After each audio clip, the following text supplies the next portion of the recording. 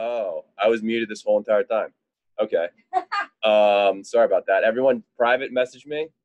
Breakout room one.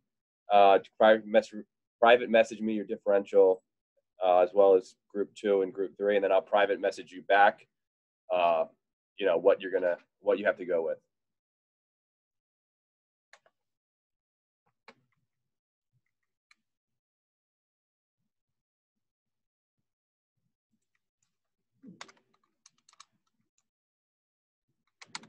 All right, got some coming in.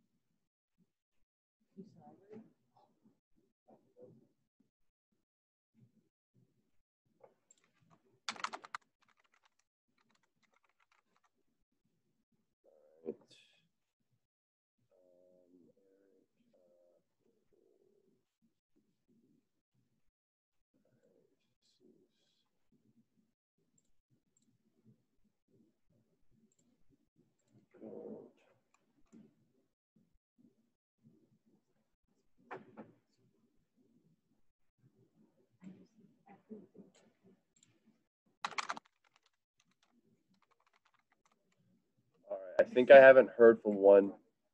I think I haven't heard from one group yet. I think it's breakout room two. I have not heard from you. So could Candace, you send me one? Send me your differentials.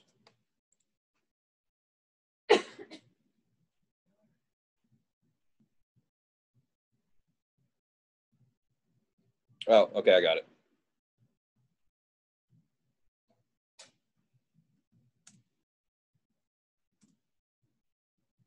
All right. So what we got now is group one with Joe Susi. You are arguing for Q fever. Group two with Candace, you are arguing for sweet syndrome. And group three with Eric Gold, you guys are arguing for lymphoma. I'm going to break you out one more time before we come back. So I'll give you 5 minutes and try to look. You can look up material and try to argue why you think that's the case. All right. So let's do breakout rooms one more time. All right, see you in 5 minutes.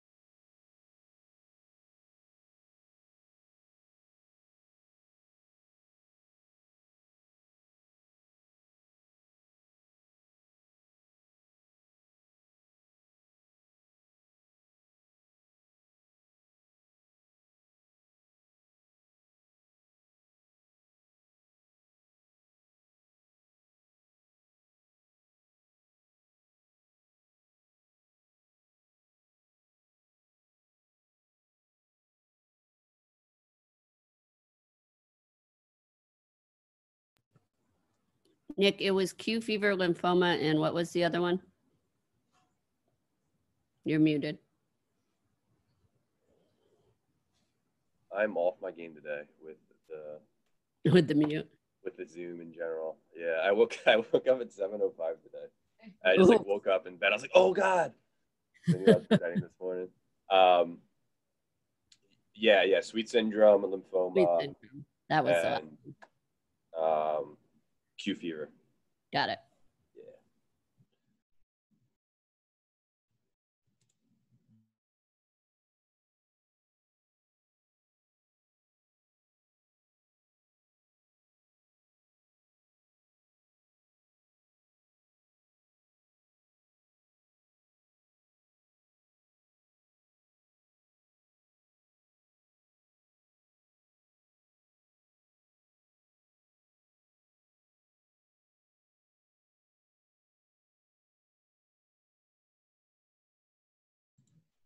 What is it?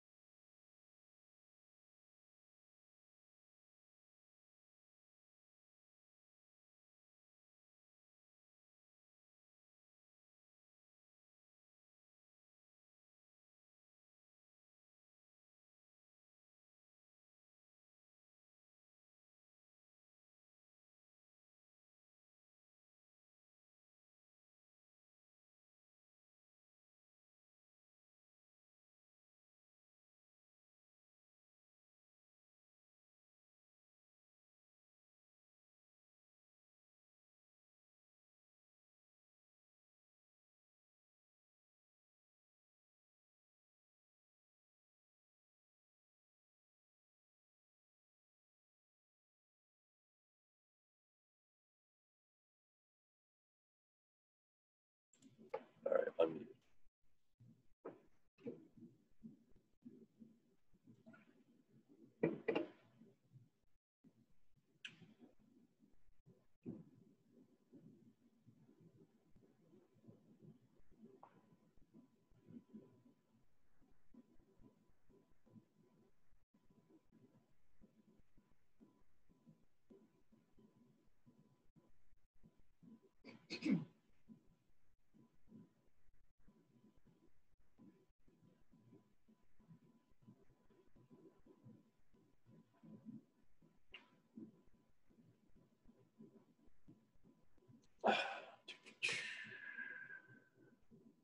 All right, I think almost everyone's back. Got a couple more seconds, couple stragglers. All right, all right, competition time. Let's first hear from breakout group 1. Susie, tell us why this is Q fever.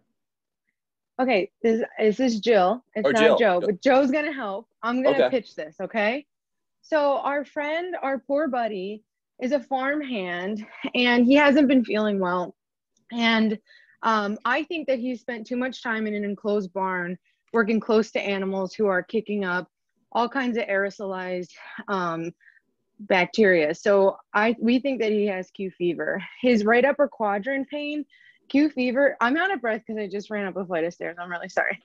Q fever, Q fever can cause right upper quadrant pain, hepatitis, liver enlargement, and transaminitis in 30% of cases. Q fever can also cause a papular pustular rash in 10% of cases. Not to mention his lymphadenopathy, his generalized symptoms, his history all aligns with the possibility of this being Q fever. Perfect. Yeah, and you got the passion with the out of breath presentation. It was very dramatic. I loved it. All right. Thank you. What do we got? Maybe group, who wants to talk from breakout group room 2? Why we think this is? Why do we think this is sweet syndrome? Oh, I had these backwards.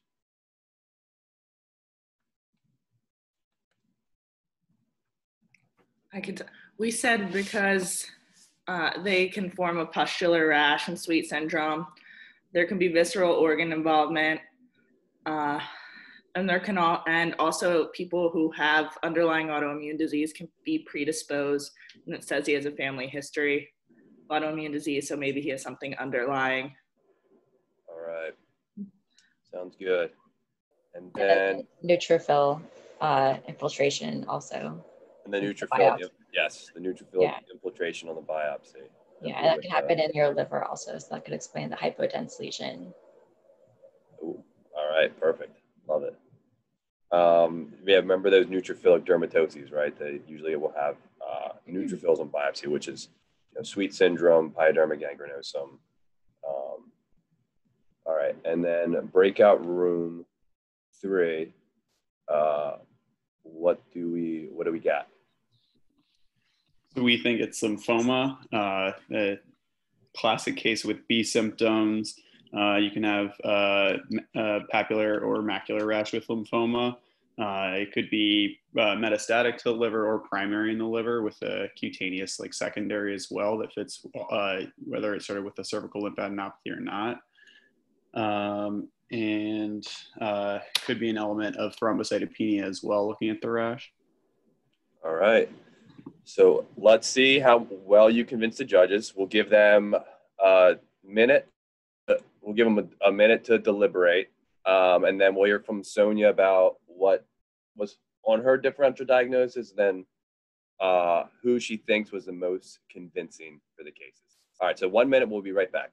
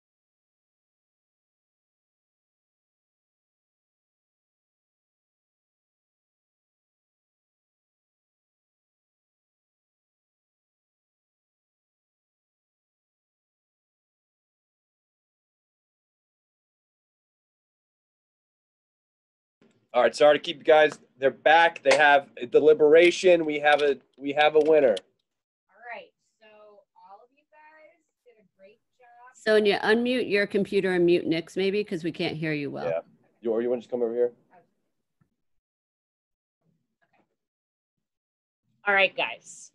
So you all did great jobs, but one group did a better job than the rest. Just kidding. We are choosing the winner to be group 3, the lymphoma group.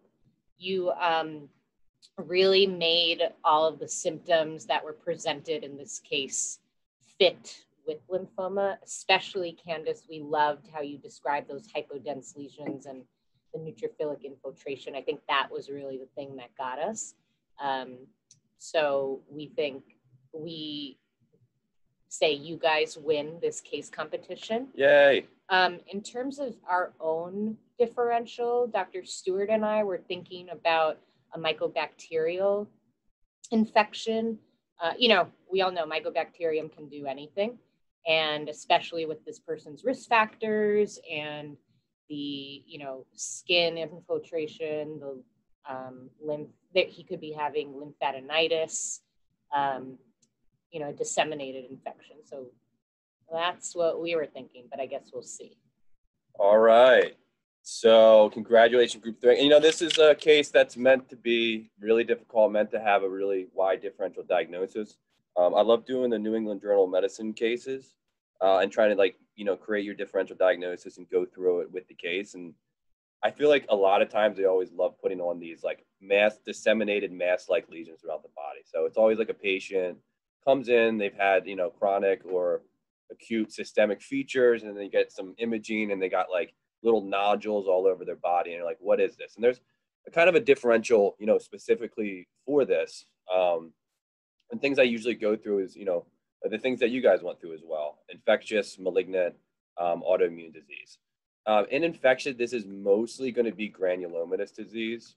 But, you know, you can have a typical bacteria like an endocarditis that goes throughout the body, seeds the liver, causing liver abscesses, seeds the spleen, causing spleen abscesses, obviously going to the lungs, causing, you know, septic, septic nodules there. So typical bacteria is still your differential. But the other ones you always have to think about is going to be your acid fast. So like TB, nocardia typically creates a granulomatous infection that, you know, kind of looks like, you know, almost like masses or nodules. Fungal is definitely on there. And then, you know, rare, exactly, and you guys brought it up, is going to be your zoonotic infections, things like Bartonella, Coxiella. So that's kind of the things I think about. And really all these three, the reason why they're doing this is because they're all granulomatous infections. You guys really hit the nail on the head with the one malignant one that can do this. It's typically going to be like lymphoma, especially in this patient with some fevers, night sweats. You know, that's definitely pretty much on your differential. And then there's also granulomatous autoimmune diseases as well. The biggest one would be sarcoidosis. Can absolutely get hepatic sarcoidosis, and it actually looks almost exactly like this. I had a case of this one time in the past. And then if you think about your granulomatous vasculitis as well, this is kind of weird, but GPA, granulomatosis polyangiitis, typically actually causes mass-like lesions throughout the body. Typically, actually, when you think about lung involvement, can cause DAH, of course, but can also cause these mass-like granulomatous lesions. But in this case, this is a perfect example, and not a perfect example. It's a really hard example, and kind of obtuse, of TB. So this was a patient with TB. So going into TB and why it can cause so many different varied manifestations, you kind of have to go into the pathophysiology of TB itself. So, you know, the archetypical feature of TB is this mycolic acid. So it has mycolic acid, and this creates a bacteria that's very, very hardy, but slow growing. So it's hard to get rid of, but it also doesn't grow very, very quickly. And this is also why it stains red as well on your acid fast staining. There's also these glycolipids on the side of it that basically decrease the ability of being able to be consumed by macrophages. And it also creates things like cord factor, which actually block macrophage consumption of these TB bacteria, which create basically this chronic infection that you can't really get rid of. And, you know, this is not really able to get rid of by your primary humoral immune system. So a lot of times you really need a T cell response, and the body doesn't know what to do with it. So what they do is they create a granuloma, and they just basically wall off this infection from the rest of the body by having macrophages who are being activated by these T cells on the outside. So 90% of people are able to wall this off. They're able to say, okay, I know that there's something weird in my body. They develop a T-cell immune reaction. They wall it off, and then they develop latent TB. So 90% of people will have maybe a primary infection. They may actually show some symptoms like a fever, but their T-cell immune response kicks in. They create granulomas, and they wall this infection off from disseminating to the rest of their body. Those are the patients with latent TB. Sometimes I've seen this before. You can actually look at like their imaging and see maybe they have a little fibrotic nodule. Maybe they have like a little bit of enlarged lymph node, and they may have that chronically. But these are only like together only about 20% sensitive, which is why we obviously need other ways to figure out if people have TB. And that goes into the TB skin test and quantiferon. So say these people wall this, while they wall this off, they wall this granuloma off in their body, and then they get old, or they get, ESRD, or they go on steroids or TNF alpha agents. Then what happens? Well, at that point, it reactivates, and usually it will reactivate. So remember, TB is a obligate aerobe, so it'll reactivate in the place that has the most oxygen. It reactivates in the top of the lungs. Most commonly, actually, these patients will come in with just generalized systemic features of, fevers, chills, weight loss. It's actually less common for them to have lung, localizing lesions to the lungs. Most patients won't have dyspnea, shortness of breath. Hemoptysis is only in 10% of patients.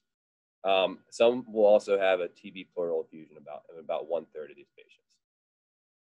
So in contrast to people who have a decent immune system, some people are not able to make a granuloma. They're not able to wall this. Infection off from the rest of their body, and those patients develop primary progressive TB, which really comes in two flavors. One of the flavors is progressive lung disease, where they may have pleural effusions, and they can actually have kind of just progressive destruction of the lung, very typical in HIV/AIDS patients. The other one is that they can have hematogenous spread, and they can develop extrapulmonary TB. And this is exactly what was going on with this patient. But extrapulmonary TB can be from a patient whose immune system, at their first time getting TB, they get primary progressive TB and spread. But it can also, one of the other things that can do is someone that had TB before, they get a little seeding on the primary phase throughout their body, and then it reactivates in different locations. So you can either have this kind of diffuse spread, or you can just have this localized activation of TB in certain parts of the body. So I think I'll go through more just like the primary spread. I think the archetypal disease for this is miliary TB. I've seen this in the hospital, I think once or twice. Both of them were very, very old patients who probably had latent TB for a long time. And then it basically came back and spread hematogenously. And this hematogenous spread you can actually see in the lungs, where it's basically, going throughout the entire lungs, and it's having these little, actually TB abscesses throughout, and they call it miliary TB because they look like little millet seeds, from what I've heard. I don't even know what millet seeds are, but I guess they're kind of small seeds throughout the body. So most commonly with that, and these patients will also get it spread to their liver. They can get spread to their bone marrow. They can develop pancytopenia and hepatosplenomegaly. So that's kind of miliary TB, and that's kind of the prime example of like a hematogenous spread of TB, usually in an immune suppressed patient. Other things that can happen either with miliary TB or kind of by itself is TB meningitis. And your suspicion for this should increase in anyone who has TB risk factors, of course.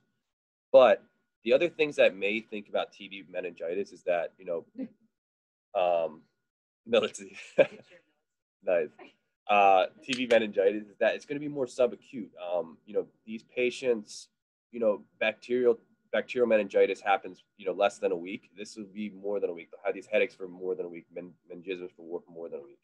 It's really nasty, in which it actually creates this really fibrinous exudate because people get so inflamed. And they'll actually have these basilar exudates, which you can kind of see here a lot of times on CT and MRI, which can help you as well. Those basilar exudates actually kind of start involving the cranial nerves. So these patients can even have cranial nerve changes as well. LP is going to be different. Remember, it's, you get rid of TB with your T cells, macrophage immune system by those granulomas. So you're going to see lymphocytes, and hypoglycemia, or very low CNS glucose, is going to help you. So it's gonna seem different. It's going to be more subacute. There's going to be different features a lot of times than in patients with regular bacterial meningitis, and that can kind of decrease or increase your suspicion. Didn't happen in this case. The other one is abdominal TB. This patient did have abdominal TB. So symptoms really depend on the site. In liver, you can have hepatosplenomegaly, LFT changes. If it spreads to the lungs, sometimes you can actually get even an obstruction. And then one of the more common one is peritoneal TB, which we've seen in the hospital before. And this will always be diagnosed. Remember, your SAG is going to be less than 1.1. And really, anytime you find TB, you're going to find increased protein, increased lymphs, and that can kind of help you with the diagnosis. The last two, and I think these are actually, I'll put all these three together because these are kind of interesting, because these can actually happen in a patient with a good immune system. Is going to be TB lymphadenitis. More common actually to happen in immune competent young adults, and most commonly, like in this case, in the cervical regions. Really hard to diagnose because most of these patients, this is really due to a patient develops primary TB. They have maybe a couple little bacteria that spread hematogenous during the primary phase to their lymph node. And then later on, that lymph node, that TB then reactivates and causing that TB lymphadenitis. These patients usually won't have longer systemic features. It's just going to be an isolated lymphadenitis without really any other features of TB, which is why it's different. Skin TB, which was going on in this case, I think is really, really interesting. Now, you can have a TB in the skin, which is going to be usually lupus vulgaris or METs, but there's also something called these tuberculin reactions. And this is actually exactly what's going on in this case, was a tuberculin reaction, in which it's not the actual spread of TB to the skin. What it is actually a hypersensitivity reaction. So the body's developing a hypersensitivity reaction to the TB itself, and it's manifested by a lot of times neutrophilic deposits in the skin. Who would have thought? Kind of crazy. Lastly, it's possages. Just remember, think about it with any subacute to chronic back pain, osteomyelitis, discitis in a patient that has TB risk factors. All right, so that was our case. Really, I thought this case was cool because this patient really started off with just having a hypersensitivity reaction to the TB. He definitely got the TB in Morocco, had a primary infection, and then for how many years was it? A few years, just had this acute intermittent tuberculin reaction that we call papillonecrotic TB, which is a hypersensitivity reaction. Then he developed TB lymphadenitis, in which one of those tuberculous bacteria reactivated his lymph node, causing an enlarged lymph node. And then at the very end of his disease process, he had TB hepatitis. So he had spread of this TB to his liver and reactivation, and this is what made that primary diagnosis. So kind of interesting overall, and great job by everyone. I think we really went through the differential of kind of those mass-like disseminated nodular lesions. I won't go, this is all on how to the best way to diagnose TB. I'll put this on the slides for you guys. The only thing I do want to talk about is obviously in this patient, he got a biopsy. But the interesting thing about this patient is that, these patients are relative. So, quantiferon is not going to be helpful in active TB. It's only positive about 60% of the time. The reason why quantiferon is measuring T cells' response to tuberculous antigens. So if you're immune suppressed, your T cells aren't going to respond by secreting interferon gamma to tuberculin antigens. But you guys remember patients with lymphadenitis, skin TB, and even Pott's disease, they're actually not super immune compromised. So their quantiferon may actually be high. And in this case, this guy had a hypersensitivity reaction to tuberculosis. So his T cells was super, super, super primed to TB antigens. And this patient's quantiferon was actually like through the roof. And that's something you might see with tuberculin skin reactions. Ultimately, the patient underwent a biopsy. And even though the biopsy is not always crazy sensitive, they were able to diagnose TB in this case, which he had secondary to Morocco. I think the things to remember for diagnosing TB is that I think one of the big things is anytime you have like pleural or oral fluid, or you have like ascitic fluid, a lot of times that's more hypersensitivity reaction to the TB itself. So there might not actually be a lot of TB bacteria in there. So the best way to actually diagnose these is going to be, or to at least increase your clinical suspicion, is going to be actually adenosine deaminase, which is super helpful for acidic TB and also super helpful for pleural effusion to increase or decrease your suspicion. Eventually, even for a pleural effusion, you may even need to get a biopsy of the pleura to diagnose it. All right, so it's 8:31. If anyone wants to sign off, go ahead if you got stuff to do, but I still have a lot of stuff to get through, so I'm just going to teach about TB. If anyone wants to stay, feel free to stay, but don't feel too bad if you got to leave. So this is our first question. You're working in JHAP when your 30-year-old patient with a history of IV drug use and Still's disease prevents for a follow-up. Currently on methadone, is doing well with no relapses. He's on 20 milligrams of steroid daily for the past 3 months for Still's disease. Question here is, do you test him for latent TB? And you guys put in the chat, say it out loud.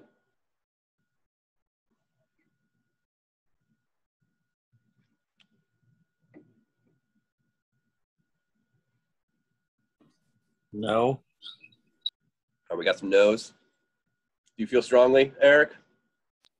I mean, is he having any issues or reason to do it, or you just meant like if he's like being screened for a job or something like that? General. Is this a patient you just do a general screening for? Yeah, I'd say it's not going to yield much because the steroids, he's at a high enough dose that it should dampen like whatever immune response he's got. Very good point about the immune response. And we will get into that in 1 second because that may change some stuff, right? But you actually do test this guy. So I wasn't sure about this, really before I did this talk, but I like to put for who to test into kind of 2 categories. One is people who have a high risk of being infected with TB, and also people who are high risk of developing active TB if they get TB. So which one does this guy fall into? So people who are high prevalence are people who immigrated from a country with a high TB risk. This could be parts of South America, Africa, Southeast Asia, and China, as well as parts of Russia.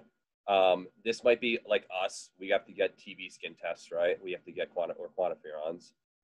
People who are in high-risk facilities, which includes hospitals, jails, nursing homes. And lastly, are IV drug users. I think they probably are missed a good amount that they don't get screened for TB. So this patient, I don't know if he fits it with IV drug use because he doesn't use drugs anymore, so I don't know. But he does fit a high-risk patient. So high-risk patients are people who are close contacts of someone with TB. These people are kissing. That one of them had TB. The other one's got to get tested for latent TB. The other ones, if they have any imaging findings, here's some like nodules that are consistent with latent TB. And then lastly, and where this guy definitely fits in, is T-cell immune deficiency. So anyone with really anything that's immune compromised, is severe immune compromised one, or like HIV, chemo, TNF alpha, steroids, got to be greater than 15 for 1 month. And then the other ones that aren't as severe are like things like old age, CKD, malnutrition, diabetes, ESRD, cancer. Let's see. I thought that like in this example, sort of like when you start like a TNF alpha inhibitor, you would screen him before you start the steroids, but the steroids are already started. Yeah, someone messed up here. So whoever was gonna start this guy on steroids, yeah, they should have screened him, but they didn't. But you can screen them when they're on it. But that actually gets us to our next question: is his skin induration is 7 millimeters? Does that mean he has seven? Does that mean he has latent TB or no? What's the cutoff? You could have just done a quantiferin on this guy, but I made this question, so we have to go over the millimeters. So is that latent TB? Is that not latent TB? And if it is latent TB, how are we going to treat him? Do we want to do a 2-drug regimen for 3 months or a 1-drug regimen for 3 months? Any thoughts? I mean, if we're considering him high risk, then the 5 to 10 category, he fits into the 5 to 10 millimeter category. Nick, Exactly. wouldn't you need to, before considering treatment, wouldn't you check a chest x-ray to make sure that he doesn't have any active lesion? Yeah, actually, I was meant to actually ask that question. Yes, absolutely. That's a big one that is going to be on the boards. Anytime someone has anytime someone has latent TB, you always have to rule out active TB first. So check a chest x-ray. Thank you for that catch. So the chest x-ray is negative. So yeah, exactly what Eric was saying. All high-risk patients, which fall into this category here, except these people who aren't like super high risk, but any of these people here, close contacts, people with chest x-ray findings, people with severe T-cell immunodeficiency, your cutoff is going to be greater than 5 millimeters. So this patient was 7, so this patient does need it. Greater than 10 is more your high prevalence population. So IV drug use, immigration from high risk country, facility that's high risk would be 10 millimeters. Everyone else would be 15 millimeters. In this patient, you could have also done a quantiferon as well. Quantiferons are usually done in patients who have usually like moderate. You can do it if someone is immunosuppressed, it might be better. You can do it if someone has a moderate risk of having latent TB.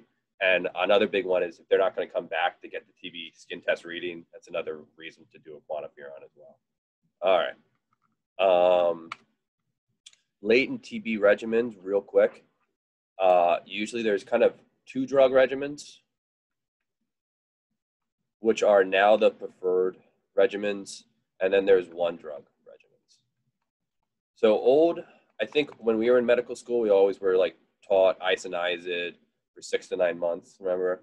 But the new recommendations are actually either a 2-drug regimen with isoniazid and rifapentine or isoniazid and rifampin for 3 months, or you can do rifampin by itself daily for 4 months. So usually it's either a 2-drug regimen with isoniazid plus one of the rifamycins, or just rifampin by itself for 4 months. So the correct answer here, after you got a chest x-ray, was B, isoniazid and rifapentine weekly for 3 months. Cool. I think this is our last question, and then we'll let you guys go. Thank you for everyone who stayed. You're working in JHAP, same patient, skin integration 7 millimeters. So you get the chest x-ray at that point. Remember, it's negative. Unfortunately, patients lost to follow-up, relapses with IV drug use, subsequently developed HIV. I made this into a very morbid case. He comes to the hospital and is diagnosed now with active cavitary TB on a chest x-ray, and that's confirmed with sputum smears. His CD4 count now is 150. So the question here is, what is your treatment for this patient? Do you do a 4-drug regimen for 4 months, then a 2-drug regimen for 2 months? Do you do a 4-drug regimen for 2 months, followed by a 2-drug regimen for 4 months. Do you do a 4-drug regimen for 2 months, and then you do a 2-drug regimen for 7 to 10 months with steroids to prevent iris? Or do you just say, hey, let's wait, let's treat this guy's HIV, and then, we'll wait to treat his HIV for 2 weeks, and then, we'll start the TB meds. All right, so I made this super confusing because I always get confused. I'm not very good at remembering numbers, honestly. So I try to make this so we could remember how long you do the 4-drug and the 2-drug and what else is needed with it. Any thoughts out there?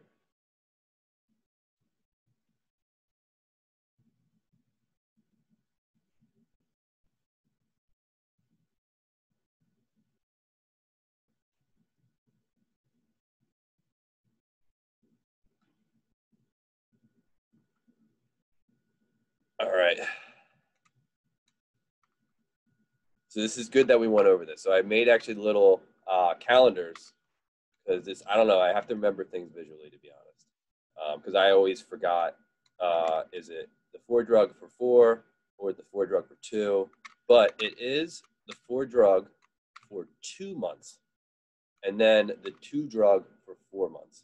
So if you don't remember numbers, maybe try to remember this little visual representation that I made.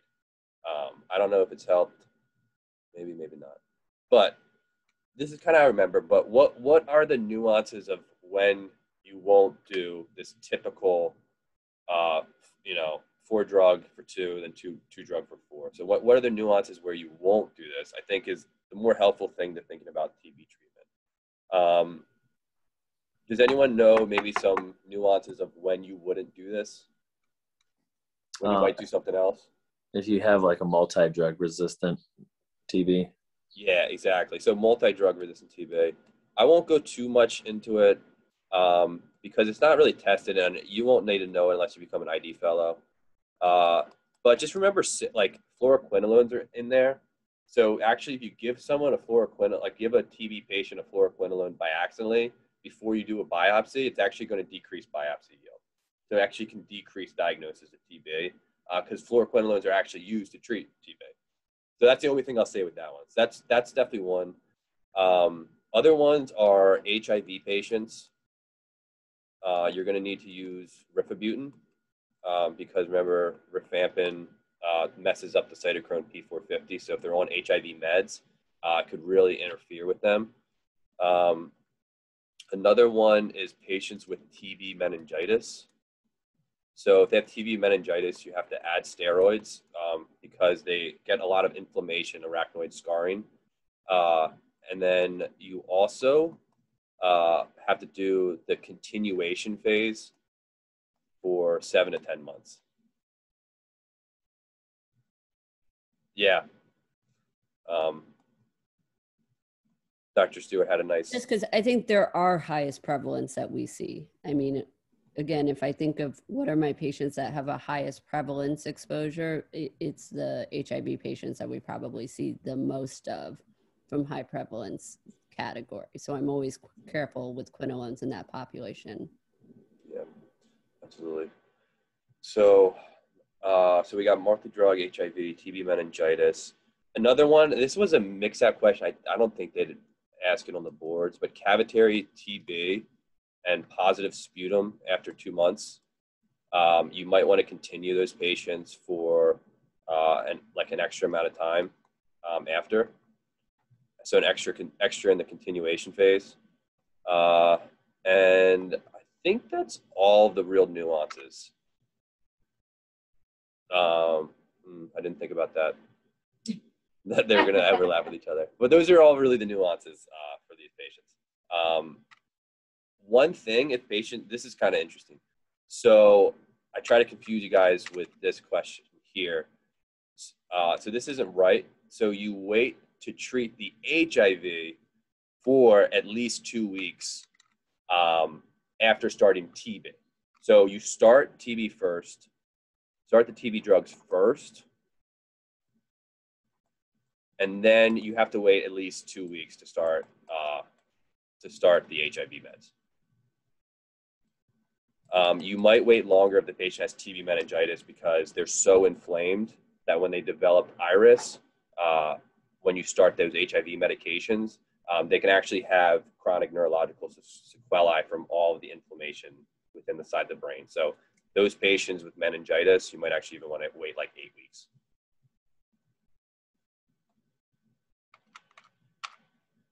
All right. I think that's all I got for TB. I mean, there's a lot, and thanks guys for staying on for a little bit longer. I appreciate it. Any questions at all? All right, cool. All these slides will be on the flow charts, and then I'll put this video on the YouTube as well. All right, see you guys.